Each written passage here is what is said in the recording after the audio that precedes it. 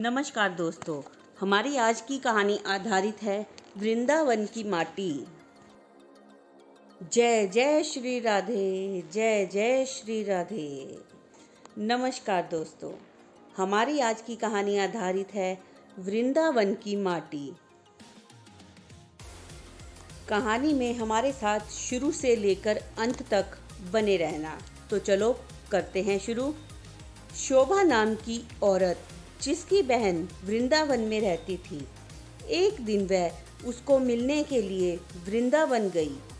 शोभा जो कि काफ़ी पैसे वाली औरत थी, लेकिन उसकी बहन कीर्ति जो कि वृंदावन में रहती थी, ज़्यादा पैसे वाली नहीं थी, लेकिन दिल की वह बहुत अच्छी थी। या यह कह सकते हैं कि दिल की वह बहुत अमीर थी। उसका पति मिट्टी के घड़े बनाने का काम करता था।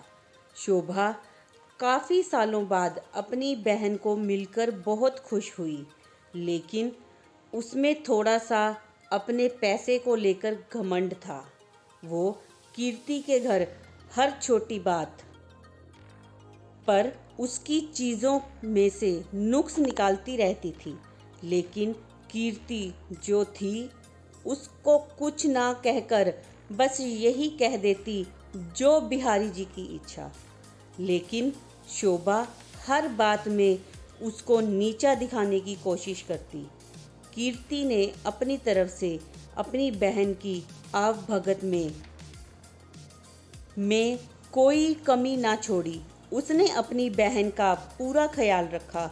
उसने उसको वृंदावन के सारे मंदिर के दर्शन करवाए और उनकी महिमा के बारे में बताया। शोभा यह दर्शन करके खुश तो हुई और उसने महिमा भी सुनी, लेकिन उसका इन चीज़ों में इतना ध्यान नहीं था। बस दर्शन करके वापस आ गई। उसको वृंदावन में रहते हुए काफ़ी दिन हो गए। एक दिन वह अपनी बहन से बोली कि कीर्ति, अब बहुत दिन हो गए तेरे घर को रहते हुए, अब मुझे अपने घर को जाना चाहिए। तो कीर्ति थोड़ी उदास सी हो गई और बोली, बहन कुछ दिन और रुक जाओ। लेकिन शोभा बोली, नहीं, काफ़ी दिन हो गए मुझे आए हुए। घर में मेरा पति और बच्चे अकेले हैं, उनको सास के सहारे छोड़कर आई हूँ। अब मैं फिर कभी आऊँगी। जब शोभा वापस जाने लगी कि कीर्ति जो कि शोभा की बड़ी बहन थी, तो उसने अपनी छोटी बहन को उपहार स्वरूप मिट्टी का घड़ा दिया। घड़े को देखकर शोभा हैरान सी हो गई और मन में सोचने लगी, क्या कोई उपहार में भी घड़ा देता है? लेकिन कीर्ति के बार बार आग्रह करने पर उसने अनमने मन से घड़ा ले लिया। जब शोभा जाने लगी तो कीर्ति की आंखों में आंसू थे, लेकिन शोभा उससे नज़रें चुराती हुई जल्दी जल्दी वहाँ से चली गई। सारे रास्ते शोभा यही सोचती रही कि मैं घर जाकर अपनी सास और पति को क्या बताऊंगी कि मेरी बड़ी बहन ने मुझे घड़ा उपहार के रूप में दिया है। तो उसको इस बात से बहुत लज्जा आ रही थी। तो उसने सोचा कि मैं घर में जाकर झूठ बोल दूंगी कि घड़ा मैं खरीद कर लाई हूँ, मुझे तो मेरी बहन ने काफ़ी कुछ दिया है। इसी तरह सोचती सोचती मैं घर पहुँची और उसने घर जाकर घड़ा अपनी रसोई के ऊपर रख दिया। उसको मन में बहुत ही गुस्सा आ रहा था कि मेरी बहन क्या इस लायक भी नहीं थी छोटी बहन को कुछ पैसे उपहार में दे सके। एक घड़ा सा पकड़ा दिया। अब उसको अपने घर आए काफ़ी दिन हो गए। गर्मियों के दिन थे, तभी उसके गांव में पानी की बहुत दिक्कत आने लगी। कुएं में, नदियों में पानी सूख गया। उसके गांव के लोग दूर दूर से पानी भर कर लाते थे। पैसे होने के बावजूद भी शोभा को पानी के लिए बहुत दिक्कत हो रही थी। एक दिन शोभा बहुत दूर जाकर उनसे पानी भर रही थी। वहाँ पर और भी औरतें पानी भरने के लिए आई हुई थी। तो जल्दी पानी भरने की होड़ में धक्का मुक्की में शोभा का घड़ा टूट गया। शोभा दूसरी औरतों पर चिल्लाने लगी, यह आपने क्या किया? बड़ी मुश्किल से तो मैंने पानी भरा था, आप लोगों ने धक्का मुक्की करके मेरा घड़ा तोड़ दिया। अब वह उदास मन से घर को आई। अब उसके पास कोई और बर्तन भी नहीं था पानी भरने के लिए। तभी अचानक उसको अपनी बहन के दिए हुए घड़े की याद आई। तो उसने रसोई के ऊपर से घड़ा उतारा और फिर चल पड़ी बड़ी दूर पानी भरने के लिए।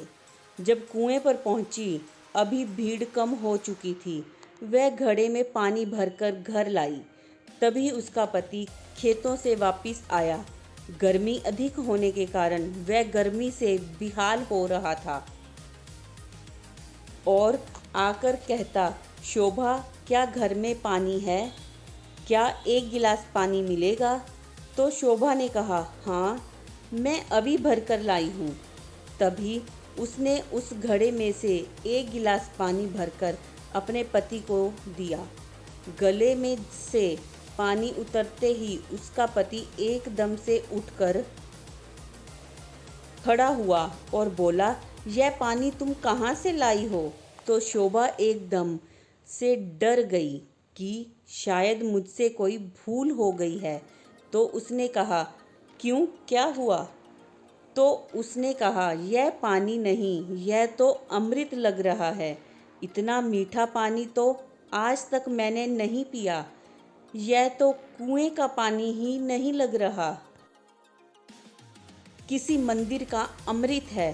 तो शोभा बोली, मैं तो कुएं से ही भरकर लाई हूँ। यह देखो घड़ा भरा हुआ। उसके पति ने कहा, यह घड़ा तुम कहाँ से लाई थी? उसने कहा, जब मैं वृंदावन से वापस आ रही थी तो मेरी बहन ने मुझे दिया था। यह सुनकर उसका पति चुप हो गया। अब शोभा का पति बोला कि मैं थोड़ी देर के लिए बाहर जा रहा हूँ, तब तक तुम भोजन तैयार करो। तो शोभा ने उसी घड़े के जल से दाल चावल बनाए।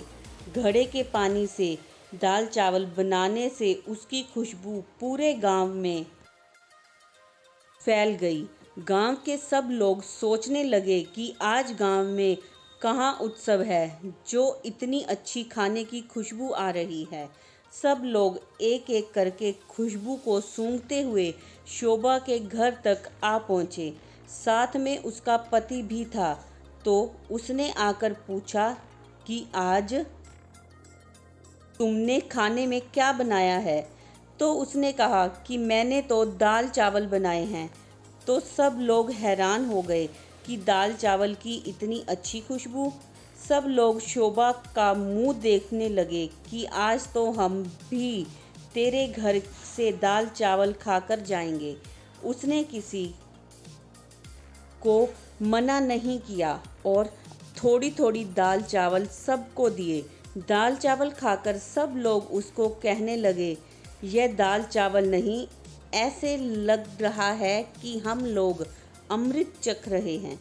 तो शोभा के पति ने कहा कि तुमने आज दाल चावल कैसे बनाए? उसने कहा कि मैंने तो यह घड़े के जल से ही दाल चावल बनाए हैं। शोभा का पति बोला, तेरी बहन ने तो बहुत अच्छा उपहार दिया है। अगले दिन जब शोभा घड़ा भरने के लिए जाने लगी तो उसने देखा घड़ा तो पहले से ही भरा हुआ है। उसका जल वैसा का वैसा ही है जितना वो कल लाई थी। उसने उसमें से खाना भी बनाया था, जल भी पिया था, लेकिन घड़ा फिर भरा का भरा था। शोभा एकदम से हैरान हो गई, यह कैसे हो गया? तभी अचानक से उसी दिन उसकी बहन कीर्ति थी, उसको मिलने के लिए उसके घर पर आई। तो शोभा अपनी बहन को देखकर बहुत खुश हुई, उसको गले मिली और उसको पानी पिलाया तो उसने अपनी बहन को कहा कि दीदी, यह जो तूने मुझे घड़ा दिया था यह तो बहुत ही चमत्कारी घड़ा है। मैंने तो तुच्छ समझकर रसोई के ऊपर रख दिया था, लेकिन कल से जब से मैंने इसमें जल भरा हुआ है तब से जल से भरा हुआ है। इसका जल इतना मीठा है और इसके जल से मैंने दाल चावल बनाए जो कि अमृत के समान बने थे। उसकी बहन बोली, अरे ओ मेरी भोली बहन, तू नहीं जानती कि यह घड़ा ब्रिज की रज यानी वृंदावन की माटी से बना है, जिस पर साक्षात किशोरी जी और ठाकुर जी नंगे पांव चलते हैं। उसी रज से यह घड़ा बना है। यह घड़ा नहीं, साक्षात किशोरी जी और ठाकुर जी के चरण तुम्हारे घर पर पड़े हैं। किशोरी जी और ठाकुर जी का ही स्वरूप तुम्हारे घर आया है।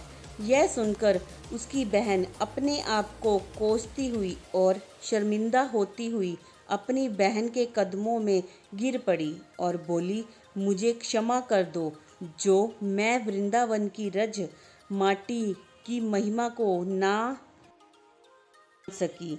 जिसकी माटी में इतनी शक्ति है तो उस बांके बिहारी और लाडली जी में कितनी शक्ति होगी। मैं अज्ञानी मूर्ख ना जान सकी। मुझे ब्रिज की रज की महिमा और उसकी महत्ता का नहीं पता था। मुझे क्षमा कर दो। तो उसकी बहन उसको उठा गले लगाती हुई बोली कि बहन, किशोरी जी और ठाकुर जी बहुत ही करुणा अवतार में हैं। तुम्हारे ऊपर उनकी कृपा थी जो इस घड़े के रूप में, इस रज के रूप में तुम्हारे घर पधारे। शोभा बोली, बहन, तुम्हारे कारण मैं धन्य हो उठी हूँ। तुम्हारा लाख लाख धन्यवाद। यह कहकर दोनों बहनें आंखों में आंसू भरकर एक दूसरे के गले लग रोने लगी। जय जय श्री राधे, जय जय श्री राधे। दोस्तों, आपका बहुत बहुत धन्यवाद इस कहानी को शुरू से लेकर अंत तक सुनने के लिए। श्री जी की चरण सेवा की सभी धार्मिक, आध्यात्मिक एवं धारावाहिक कहानियों के लिए हमारे चैनल से जुड़े रहें तथा अपने सभी भक्त प्रेमी मित्रों को भी आमंत्रित करें। वीडियो अच्छी लगी हो तो कमेंट्स में जय जय श्री राधे ज़रूर लिखना। हमारी वीडियो को शेयर करें और हमारे चैनल को सब्सक्राइब करें। धन्यवाद। जय जय श्री राधे, जय जय श्री राधे।